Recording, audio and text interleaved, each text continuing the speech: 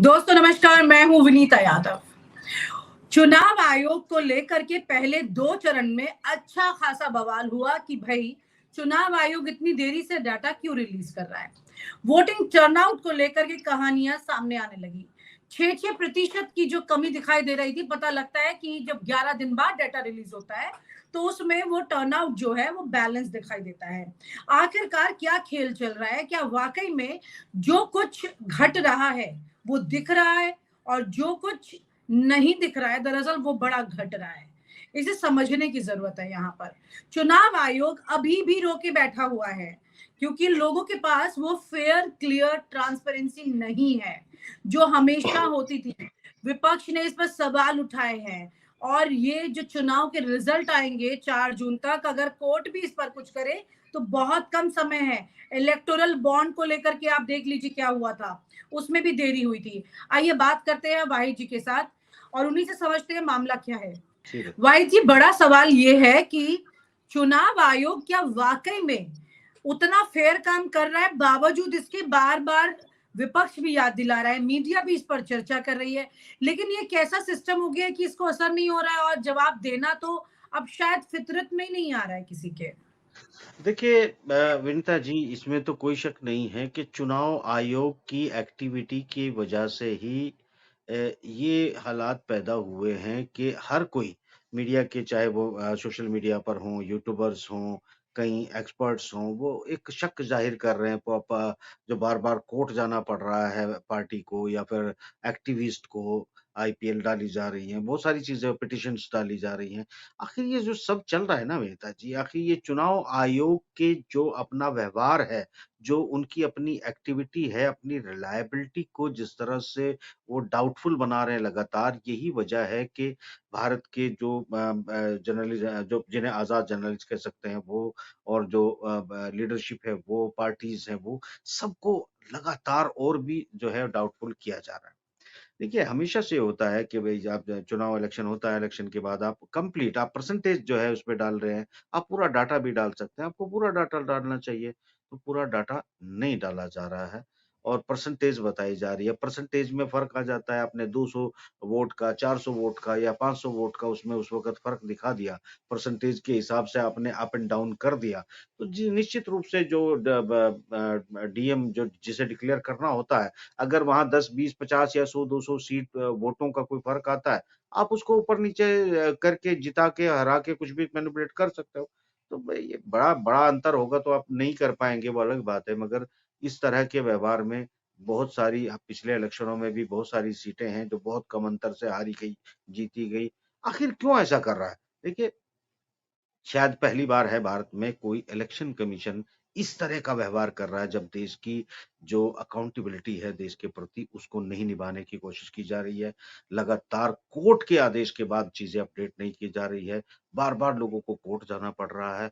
हालाँकि भाई इनकी अपॉइंटमेंट ही डाउटफुल था, इसमें तो कोई शक नहीं, आपत्ति की गई थी जिस तरीके से नया कानून बनाया गया, फटाफट इनको लाकर बिठा दिया गया। तो ऑब्वियसली जो मकसद रहा होगा मोदी जी का, वो मकसद को वो बड़ी ईमानदारी के साथ, उनके साथ ईमानदारी के साथ वो फुलफिल कर रहे हैं, जनता के साथ और देश के साथ ईमानदारी के साथ फुलफिल नहीं कर रहे हैं, ये स्पष्ट है।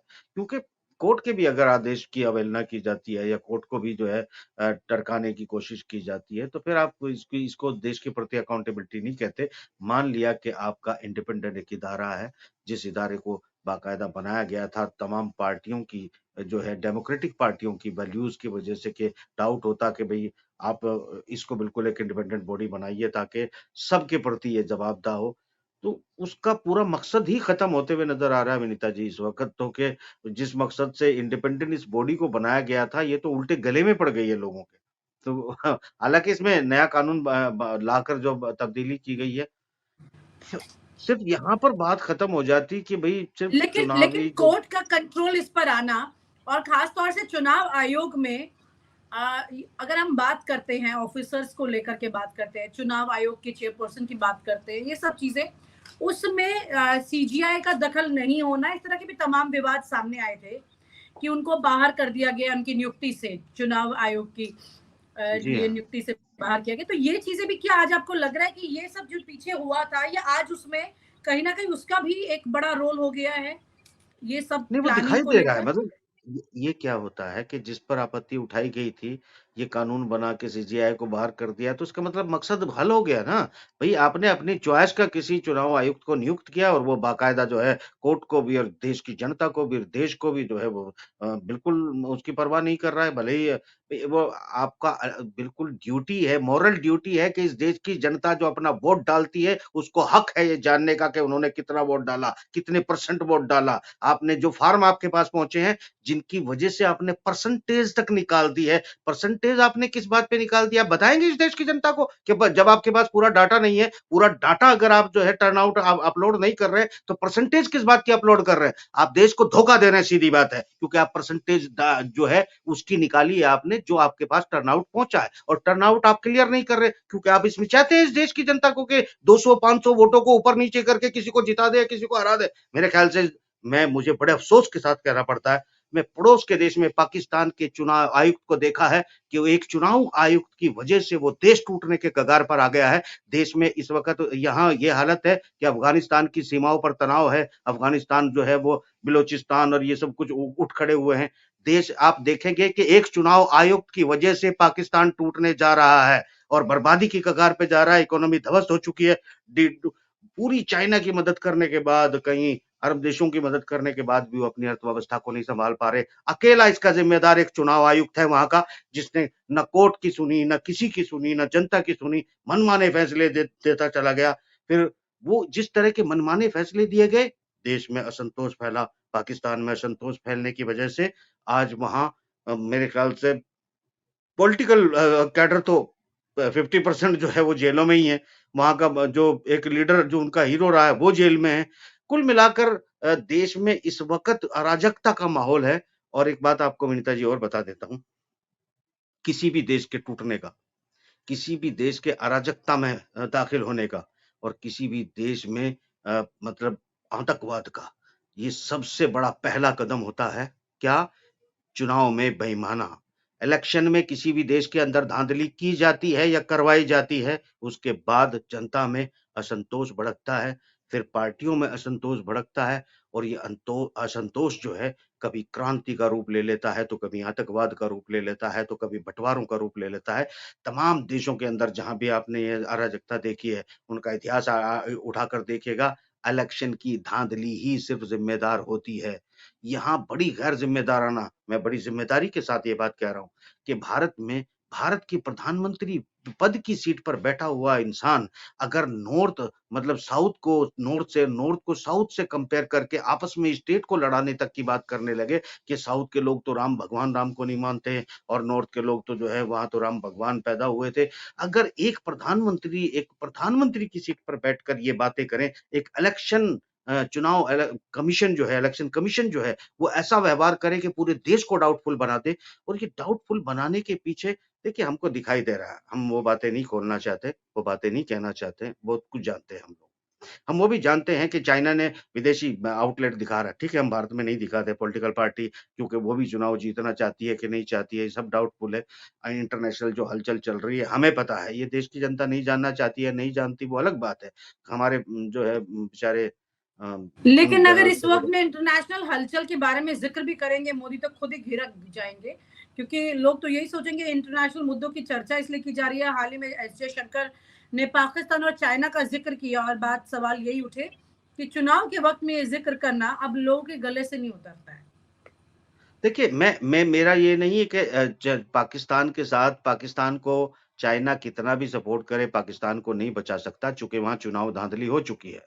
और चुनाव धाँधली का मतलब है पाकिस्तान के टुकड़े होंगे, उसे पाकिस्तान की आर्मी नहीं बचा सकती क्योंकि वहाँ की आर्मी किसी के रिमोट पर काम करती है और वो जिनके रिमोट पर काम करती है, वो चाइना के हितैषी नहीं है। चाइना के साथ उसका बीआरआई, उसका सीपेक, उसका ट्रेड ये सब कुछ रोकना चाहते हैं, घेरना चाहते हैं, हालाँकि वो ऐसा नहीं कर पाएँगे मगर ये भी तय है कि पाकिस्तान का वजूद अब मुकम्मल तौर पर नहीं बचेगा और वहाँ के चुनाव आयुक्त के सुन लें मेरी कान खोल के बात जो मैं कह रहा हूँ, वो लोग भी सुन लें जिन्हें मैं सुना रहा हूँ। पाकिस्तान सिर्फ़ चुनाव आयुक्त के बेईमाने और एक निहायत जो है अपनी पसंद से अपॉइंट किए गए जो है चुनाव आयुक्त की वजह से पाकिस्तान टूटने जा रहा है, पाकिस्तान को कोई नहीं बचा सकता। हमें कम से कम भारत के साथ एक एकता दिखानी चाहिए, हमें अपने देश को मजबूत करना चाहिए। ये वो देश है जिसकी आज पूरे साउथ एशिया को ज़्यादा ज़रूरत है। हम वो देश हैं जो हम चाइना के विकल्प के तौर पे दुनिया ठीक, के सामने मौजूद हैं। हम वो देश हैं जो ठीक। दुनिया को लीड कर सकते हैं। झूठ-मूठ की बात मत करें, अगर झूठ-मूठ की लीड की बात करते हैं, तो देश को लेकिन उससे बताएँ, जनता पहले को तो बताएँ तो चुनाव आयोग सही काम कर ले ना सर, पटरी पे काम करे वो बड़ा ज़रूरी है। मैं बताना चाह रहा हूँ मैं विनीता जी वापिस आपको आपको ला रही कि हूँ, जो विषयांतर हो रहा मैं है। मैं आ रहा हूँ वहीं आ रहा हूँ, मगर यहाँ बताना चाहूँगा कि जिस तरीके का डिप्लॉयमेंट की हमें खबर आ रही है, किसी एडवेंचर की तैयारी तो नहीं है। किसी एडवेंचर की तैयारी तो नहीं है, ये सब डाउट मैं यहाँ छोड़ देता हूँ और जिस तरीके एडवेंचर की जो या है कुछ वो और? बस कुछ और ही समझ लीजिए, सीधी-सीधी बात है। क्योंकि अगर देखिए, ऐसा होता है कि कोई इंसान अगर चुनाव नहीं हारना चाहता, गद्दी नहीं छोड़ना चाहता, तो वो कुछ भी कर सकता है। और शायद ऐसी इन्फॉर्मेशन अगर किसी को मिलती है, तो वो अपने इलाकों में, अपने देशों में तैयारी करना शुरू करते हैं। तो मैं सीधी-सीधी डाउट की बात कर रहा हूँ कि जो जिसको ये डर लगता है कि मुझे गद्दी छोड़ दिया, जिसने कुछ ये इतना आसान भी नहीं है, मैं सीधी बोलता हूँ। अमित शाह और मोदी जी के लिए गद्दी छोड़ना बिल्कुल आसान नहीं है। इन मायनों में नहीं है कि उनकी जो फाइलें खुलेंगी, वो जानते हैं कि उसके बाद उनका अंजाम क्या होगा। यानी बहुत आसान नहीं है कि देश की जनता चुनाव वो हार चुके हैं। मैं कैलकुलेटिव आपको बता रहा हूँ। महाराष्ट्र में जो स्थिति है, उनकी लगभग झाड़ू सफा है, इनके पास लगने वाला है। ये अब बंगाल में इनकी सीटें कम हो चुकी है, कर्नाटका लेकिन में कम हो चुकी महाराष्ट्र है। में तो कह मैं रहे तो हैं कि उल्टा यहाँ पर सेंटिमेंट जो है वो उद्धव ठाकरे को लेकर ये सवाल उठ रहे हैं कि उन्होंने बाला साहब ठाकरे की सोच जो विचारधारा थी उससे इतर जाके काम किया, उन्होंने कांग्रेस के साथ वो चले गए, बीजेपी का साथ छोड़ दिया।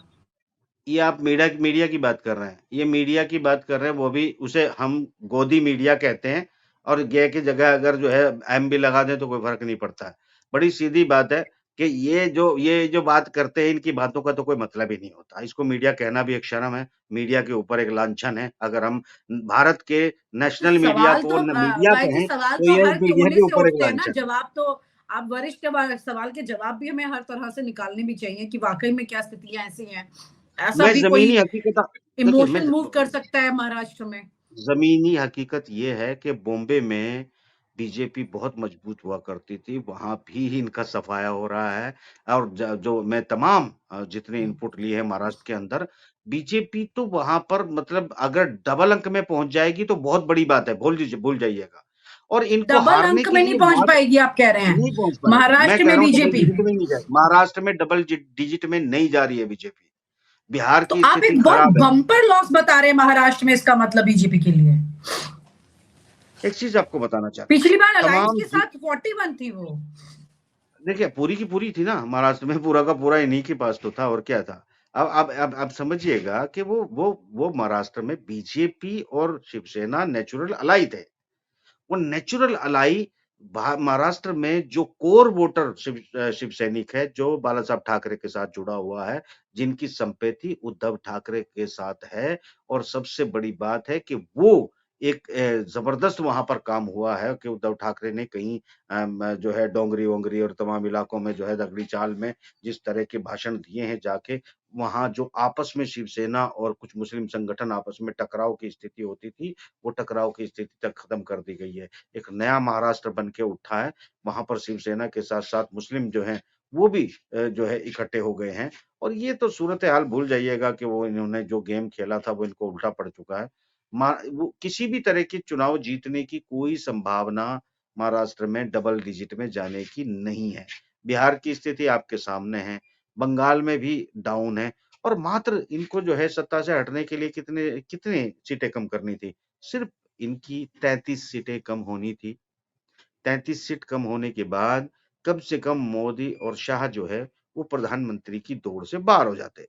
तो 33 सीटें तो आप अगर यूपी की 80 सीटें भी इनको दे देते हैं, तो भी मोदी और शाह इलेक्शन के आधार पर सत्ता से बाहर हो चुके हैं, क्योंकि आरएसएस को चलिए अपने चलिए। वजूद का खतरा है, बीजेपी के नेताओं को अपने वजूद का खतरा है, सिस्टम्स को अपना खतरा है।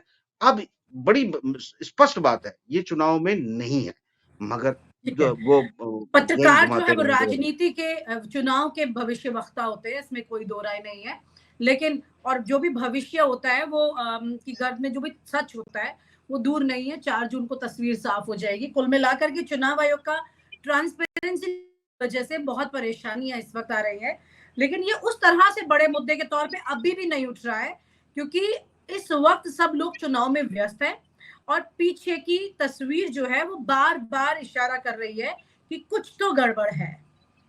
बिल्कुल, मैं एक आखिरी बात इस मुद्दे पे कहना जी। चाहता हूँ विनीता जी। हम्म, देखिए, कुछ तो नहीं बहुत गड़बड़ है। तमाम कांग्रेस पार्टी और तमाम पार्टियाँ ठीक है, रीजनल पार्टी ज़रूर जीतना चाहती हैं। कांग्रेस पार्टी बहुत ताकत से इलेक्शन जीतना चाहती हो, ऐसा नहीं है। और अगर चाहती तो जो इशारे मैंने आपको बताए हैं, वो मुद्दा 4 दिन 3 दिन पहले कांग्रेस उठा चुकी होती और वो इस तरह से उठा चुकी होती कि देश को पता चल जाता 56 इंच का और बाकी चीज़ों का। मैं भी क्योंकि कांग्रेस ने नहीं उठाया, इसलिए मैं भी नहीं उठा रहा हूँ। मैं भी उसको बहुत ज़्यादा एक्सपोज़ नहीं कर रहा हूँ। मगर ये मुद्दा जो है इसका मतलब ये है कि आगे आने वाले दिनों में सिर्फ़ उन बड़े सिस्टम्स को मैं एक चीज़ साथ में ज़रूर कहता चलूँगा विनीता जी। मेरे ख़्याल से जर्नलिज़्म से हट के एक भारतीय नागरिक होने के नाते भी और एक ज़िम्मेदार भारतीय पत्रकार होने के नाते भी मैं एस्टेब्लिशमेंट से गुज़ारिश करूँगा कि कम से कम एक बात का ख़्याल रखें कि किसी के निजी हित साधने के लिए देश की संप्रभुता को खतरा नहीं होना चाहिए। देश है तो हम सब हैं, देश नहीं है तो कोई भी नहीं है। ये बिल्कुल ठीक सर। हीरो आते हैं और हीरो जाते रहते हैं। तो हम बहुत नाज़ुक मोड़ पर जी। खड़े हैं। शायद आप लोगों को भी पता करने की ज़रूरत है कि क्या-क्या हुआ है पिछले 2-3 दिनों में और इस पर हाई मतलब आप सोचें और समझें और देश को सही दिशा में ले जाएँ। मैं इस वक़्त क्योंकि एक अधिकारी से मैं भरोसा नहीं कर सकता, 1-2 अधिकारी और हो सकते हैं, जी। मगर हमारे पास 22 और अधिकारी ऐसे हैं, जो जिनके जी। कंधों पर देश की रक्षा और सुरक्षा का भार है। तो किसी एक अधिकारी को भी इतना बेलगाम मत होने दीजिएगा कि देश ही खतरे में आ जाए। तो यहाँ तो मैं ये जी बात बिल्कुल। इशारे में कर दे रहा हूँ। मैं खाली यही मैं कहना समझ चाहता रही हूँ हूँ कि सर, लोग इस वक्त देश की सरहद पर कुछ चर्चाएं ऐसी हैं जो कि करनी उसके बारे में जरूरी है, ठीक है, क्योंकि स्थितियां ठीक नहीं है उस लिहाज से, लेकिन चुनाव है और चुनाव पर सरहद में कुछ होता है तो उसको अलग अलग मायनों से देखा जाता है, लेकिन फिलहाल बिल्कुल। चिंता के मायने भी उसमें हो सकते हैं। ये सोच समझ करके देखने की जरूरत है। बहुत बहुत शुक्रिया sir, thank you so much for joining this. और आप हमसे जुड़े रहने के लिए सब्सक्राइब करें YouTube पर, फॉलो करें ट्विटर पर और लाइक करें Facebook पर। और ज्यादा जानकारी के लिए आपको टाइप करना होगा सिर्फ न्यूज नशा।